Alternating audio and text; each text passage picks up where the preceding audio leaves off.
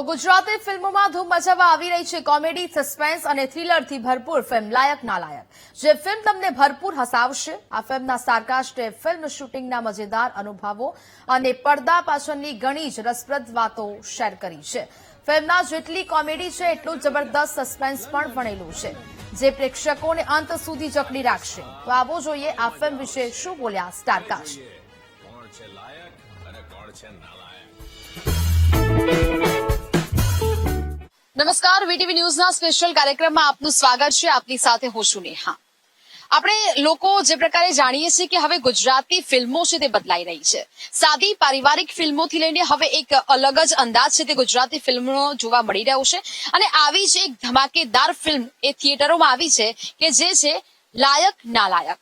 અને જેના જ સ્ટારકાસ્ટ છે જે આપણી સાથે આજે જોડાયા છે, તેમની સાથે વાત કરીશું કે અસલી રિયલ લાઈફમાં લાયક કોણ છે, નાલાયક કોણ છે, ને આખી આ ફિલ્મની કહાની છે તે તેમને કેવી રીતે બનાવી છે અને આખી ફિલ્મ એ દર્શકોને કેવી રીતે મજા કરાવશે. સૌથી પહેલા તમામ સ્ટારકાસ્ટ છે તેમની સાથે વાત કરીશું. સૌથી પહેલા તો આપ તમામ લોકોનું ખૂબ ખૂબ સ્વાગત છે.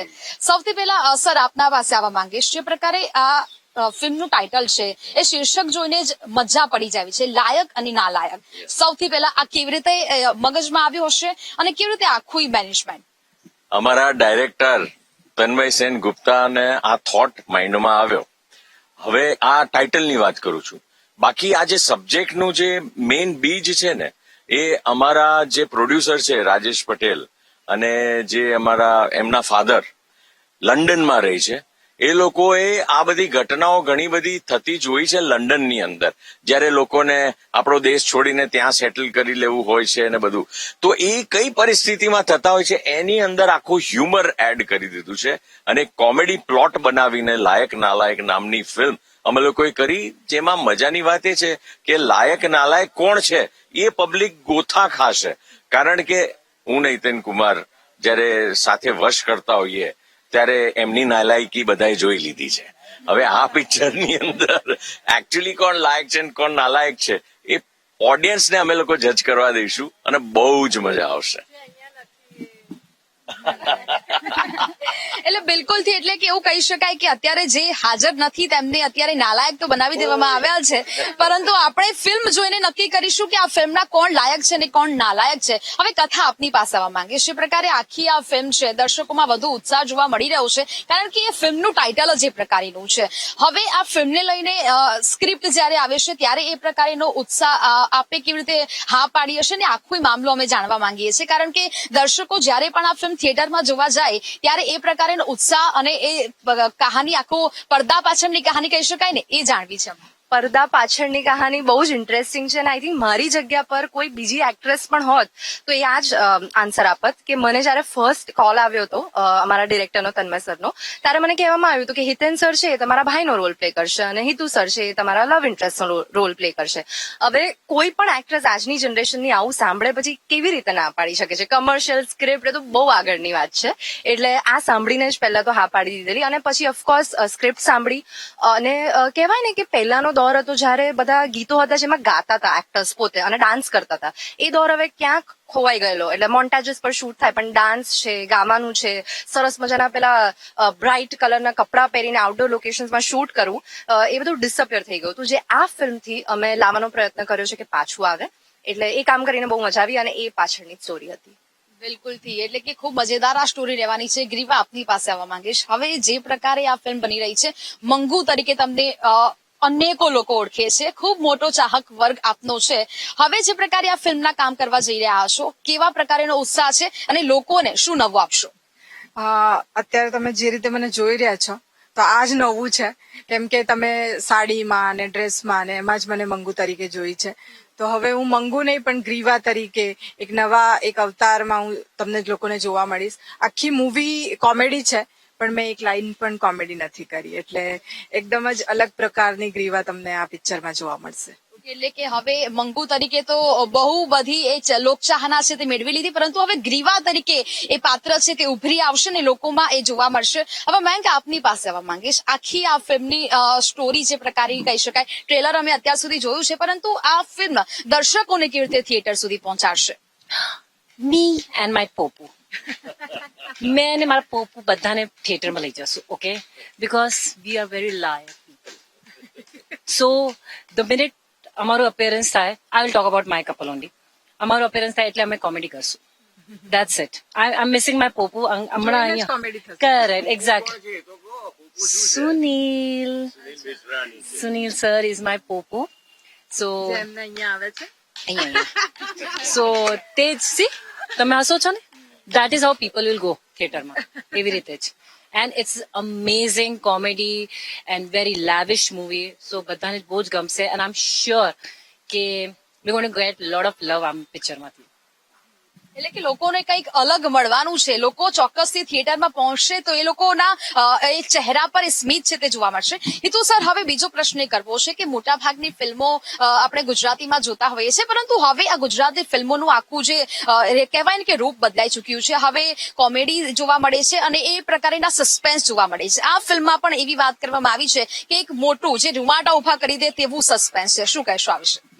આખી ફિલ્મ કોમેડી વેમાં કરી છે. જે પણ સસ્પેન્સ હોય, જે પણ થ્રિલ્સ હોય, જે પણ વાર્તા હોય, વળાંક હોય, બધા અમે લોકો હ્યુમરસ વેમાં કર્યા છે.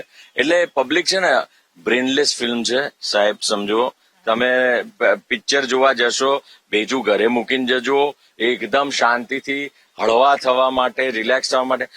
દુનિયાની અંદર બહુ ટેન્શન ચાલુ છે, ચારે બાજુ આપણે ટીવી કરીએ એટલે તમે ન્યૂઝ ચેનલની અંદર બધા ટેન્શન ને સ્ટ્રેસ બતાવતા હો છો, પછી ક્યાંક તો કંઈક તો હળવું થવું ને સાહેબ. એટલે હળવા થવા માટે અમારી આ ફિલ્મ 24 જુલાઈ રિલીઝ થઈ રહી છે, જેનું નામ છે લાયક નાલાયક. Go, relax, have fun. અને 33 આર્ટિસ્ટોનો કાફલો જ્યારે લંડન જાય છે, 57 જણ અહીંયા ઇન્ડિયાથી બધા લોકો લંડન ગયા, શૂટ કર્યું આટલા દિવસનો. અને એ જે ખર્ચો પ્રોડ્યુસરે કર્યો છે એ 7 કરોડની ઉપરનો ખર્ચો છે. આ ફિલ્મનું બજેટ બહુ મોટું છે. અને સાથે સાથે આ જે બધા તમામ આર્ટિસ્ટો જે લેવામાં આવ્યા છે એમાં Ojas Raval is amazing in comedy. There is Shekhar Shukla is amazing in comedy. હિન્દીમાંથી અસ્મિત પટેલને લાવ્યા છીએ, અમીષાના બ્રધર, એમણે પણ હિન્દી પિક્ચરો કર્યા છે.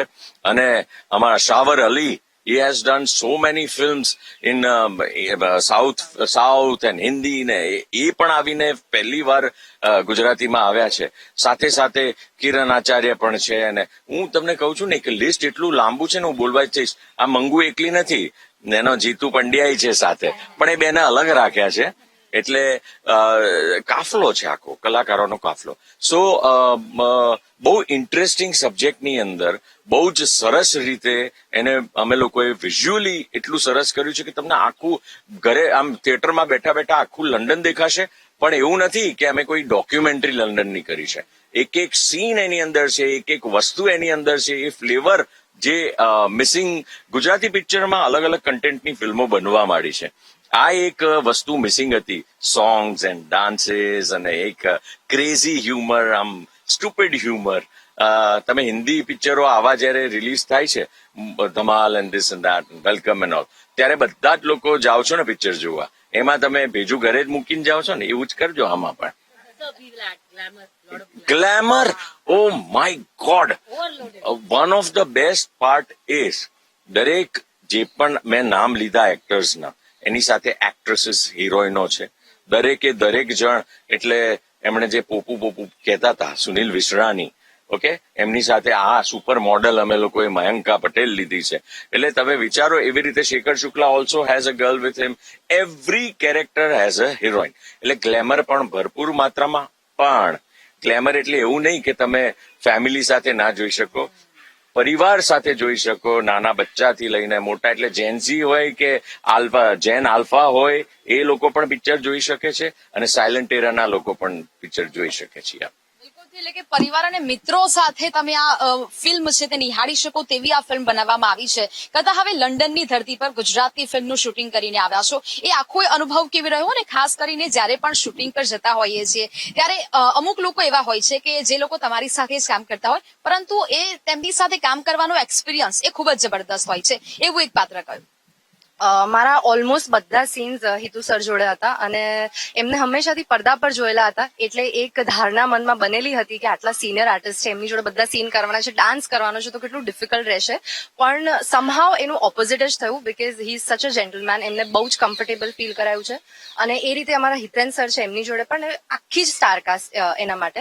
બીજું ખાસ વાત એ કહી કે લંડનમાં તમે કીધું એક્સપિરિયન્સ કેવો રહ્યો, તો અમે જ્યારે સેન્ટ્રલ લંડન જેવા બિઝી લોકેશન્સ પર શૂટ કરતા હતા ત્યારે ત્યાં જે ફોરેનર્સ હોય, જે લંડનના રહેવાસીઓ હોય, એ લોકો જોઈને એવું કહેતા હતા કે અરે કોઈ બોલિવૂડ ફિલ્મનું શૂટ થઈ રહ્યું છે. અને ત્યાં એમને અમે સમજાવતા કે ના, આ એક રિજનલ લેંગ્વેજ છે, આપણી ગુજરાતી ભાષાની ફિલ્મ છે.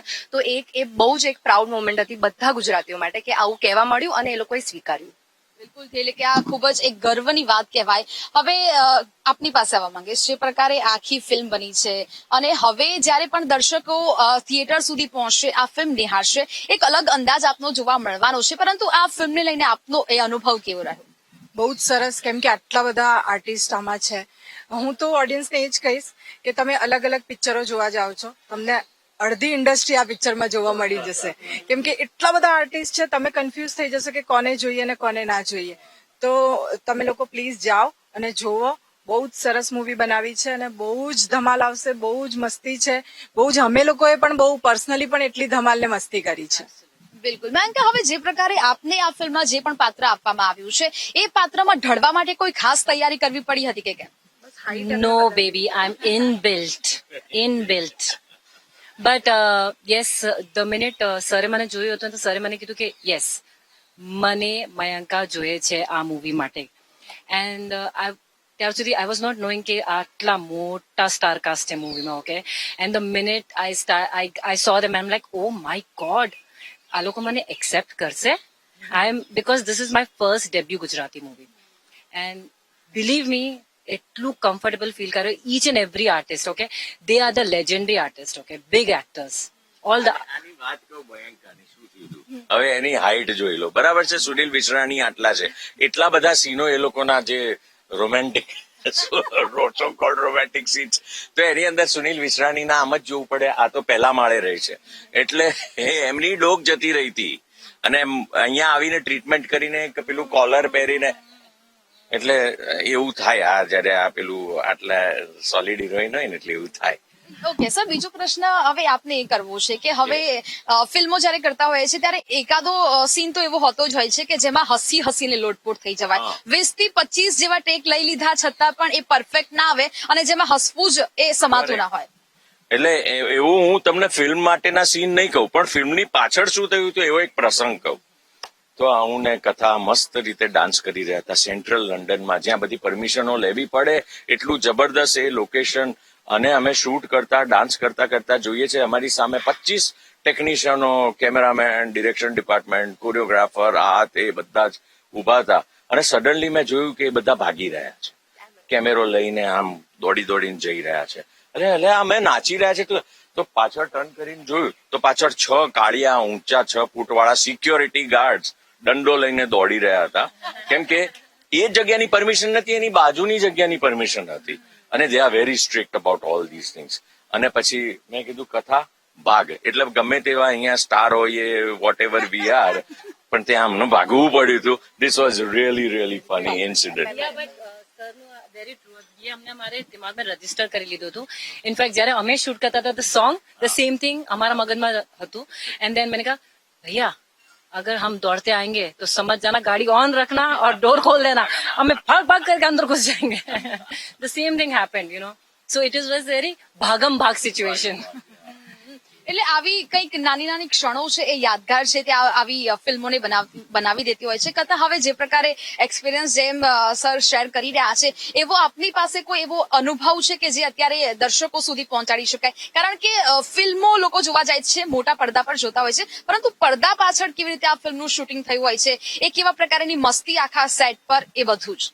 મસ્તી તો ખૂબ જ થઈ હતી, કારણ કે કોમેડી ફિલ્મ છે અને કેરેક્ટર્સ પણ એવા હતા જેમનો કોમિક ટાઈમિંગ, જેમ કે શેખર શુક્લા છે, ઓજસ રાવલ છે, એ લોકો આવે ફ્લોર પર એટલે તમે એમને જ હસવા માંડો એ લોકોની વાતોથી.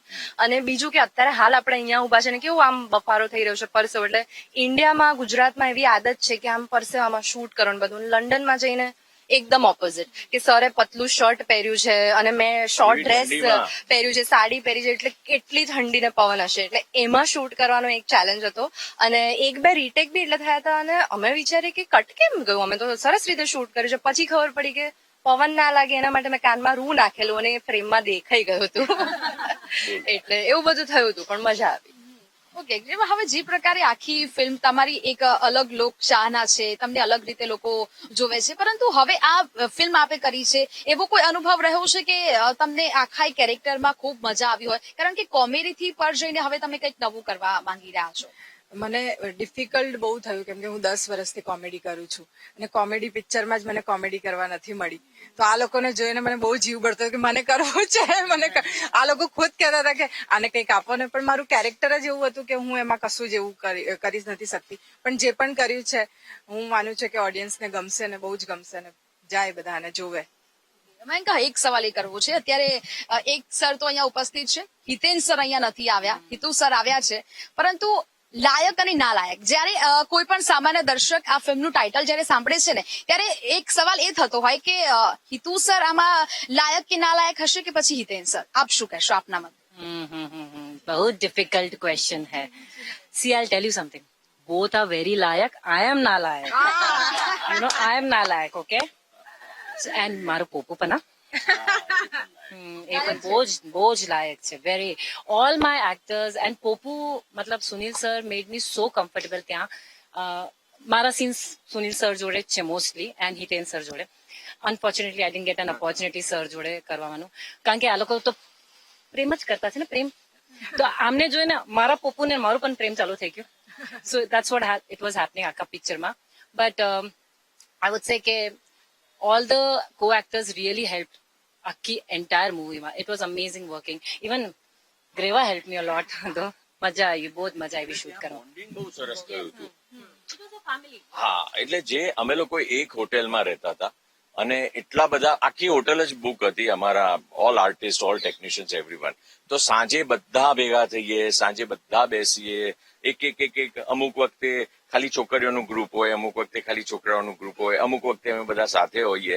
So it all depend. અને જે રીતે અમે લોકોએ મસ્તી, મજાક, હસતા, રમતા ફિલ્મ કરી નાખી, અમને ખબર પણ ના પડી કે 25 દિવસો ક્યાં જતા રહ્યા. એટલે કે 25 દિવસ તમે લંડનમાં જઈને શૂટ કર્યું હશે. હવે આપણે એક રિપીટ ફાયર જે પ્રકારની ગેમ રમે છે, એવી જ ગેમ અત્યારે આપણે રમીશું, લાયક અને નાલાયક. ફટાફટ જવાબ આપવાના છે. આપી દઈશ. સૌથી પહેલા, સેટ પર અસલી લાઈફમાં સૌથી મોટું નાલાયક આપના મતે? હા, પ્રતાપ પટેલ.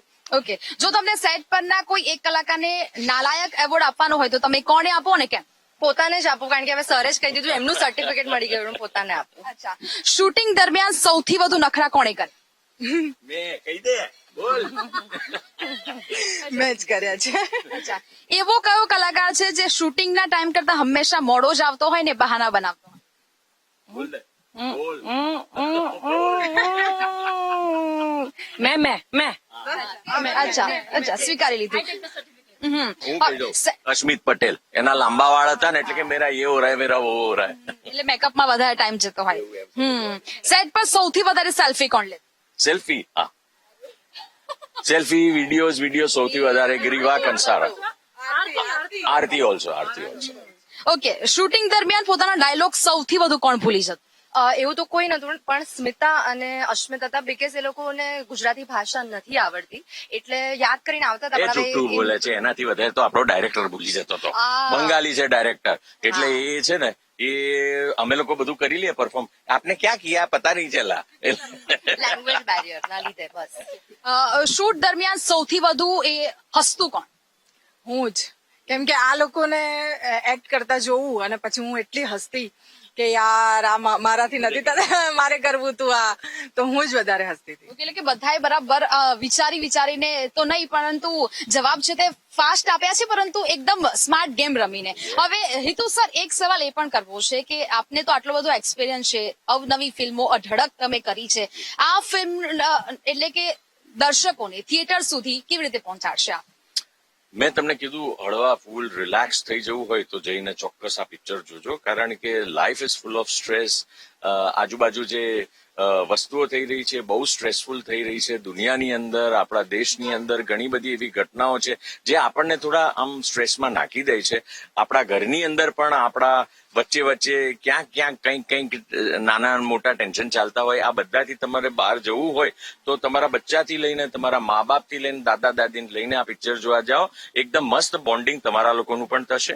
અને આ એકચ્યુઅલી પારિવારિક ફિલ્મ છે, પણ એની અંદર કોમેડી ભરપૂર છે અને એની અંદર ગ્લેમર પણ ભરપૂર છે. બિલકુલ જી. કથા, શું કહેશો હવે દર્શકોના માટે આ ફિલ્મ લઈને આવ્યા છો, શું કહેશો હવે લાસ્ટ સંદેશ? હું એટલું કહીશ કે આ ફિલ્મની અમારી તો અમે કામ કર્યું છે એટલે એક અટેચમેન્ટ જોડાયેલી જ છે, પણ આપણે ગુજરાતી છે, ગુજરાતી ભાષા જોડે આપણી એક લાગણી સંકળાયેલી છે.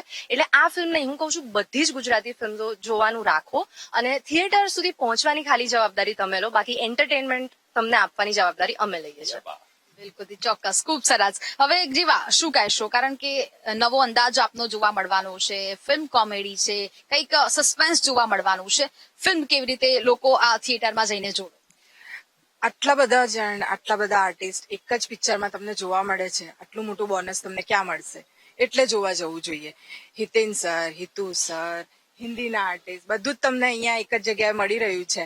તો તમારે આવવું જ જોઈએ અને જવું જ જોઈએ. અને હું તો બધાને કહીશ કે સાઉથના લોકો સાઉથની મૂવી જોવે છે, મરાઠી લોકો મરાઠી જોવે છે, આપણા ગુજરાતી લોકો જ, મતલબ આપણી ગુજરાતી પબ્લિક જ હિન્દી ને બધી જગ્યાએ વળે છે. તો હું એ લોકોને રિક્વેસ્ટ કરીશ કે પ્લીઝ આપણી લેંગ્વેજને તમે થોડો સપોર્ટ કરો. બીજું બધું તો જેમ કથા મેડમે કીધું કે અમે કરી જ લઈશું. બિલકુલ. મયંકા, શું કહેશો? I love my movie. તો આ જજો, પ્લીઝ એન્જોય કરજો. And it's just entertainment and entertainment. બિલકુલ થી. તો દર્શક મિત્રો, જે પ્રકારે હવે સ્ટારકાસ્ટ સાથે વાત કરીને તો એવું લાગી રહ્યું છે કે ખૂબ જ સરસ મજાની ને ખૂબ જ આ ફિલ્મમાં એ પ્રકારની કોમેડી જોવા મળવાની છે. એટલે કે 24 તારીખે તમે પણ આ તારીખ નોંધી લેજો અને ભૂલતા નહીં નજીકના સિનેમા ઘરોમાં જવાનું અને આ લાયક નાલાયક મૂવી જોવાનું. હાલ રજા આપશો. નમસ્કાર.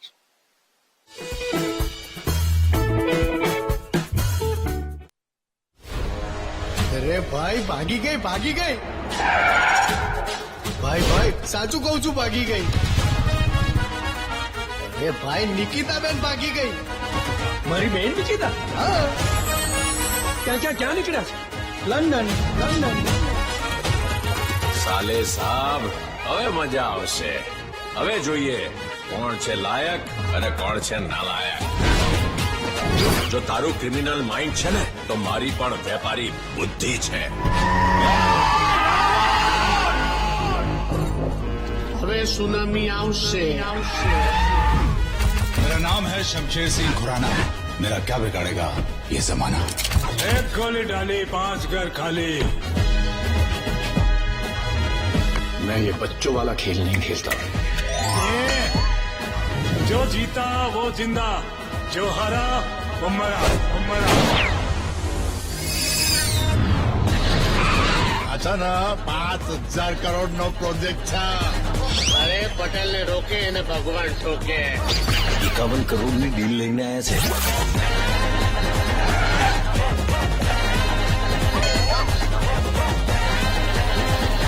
જયારે ઘી સીધી આંગળીથી ના નીકળે ને, ત્યારે વાટકી ઊંધી કરી નાખો. હવે આંગળી આડી કરવી પડે. પગી ઓગળી ગયું હોય તો આ લંડન છે ને, અહીંયા થીજી જાય. ઓકે, પણ અમારું હનીમૂન વી વિલ મેનેજ. રેશમી ઝુલ્ફોના મસ્ત બાલ છે, આંખોમાં લેન્સ કમાલ છે કમાલ. હું નથી ઈચ્છતી કે સમીર પ્રિયંકા वो वाला वीडियो वायरल हो जाए. પ્રિય સમીર કા હાલ બે હાલ છે. આપણે અહીંયા આવી રીતે મજા કરીએ છીએ ને ત્યાં મારા મોટા ભાઈ મારા દિલમાં ધમાલ છે. તો ક્રિમિનલ, હું ક્લબ ડાન્સર. આપણી જોડી છે ને એકદમ પરફેક્ટ છે. એને માને પણ એનો બાપ. આપણે બધા ભેગા મળીને સુક્ષિતાને કિડનેપ કરી લઈએ. આપણે પણ નિકિતા બેન નું કિડનેપિંગ કરાવીએ. જો સાળા સાહેબ, અરે આપણે કિડનેપ કાલે કરીએ તો ચાલશે.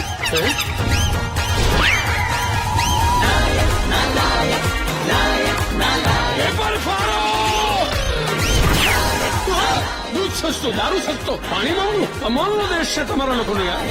Shooter myself, watch my name. Bhushan,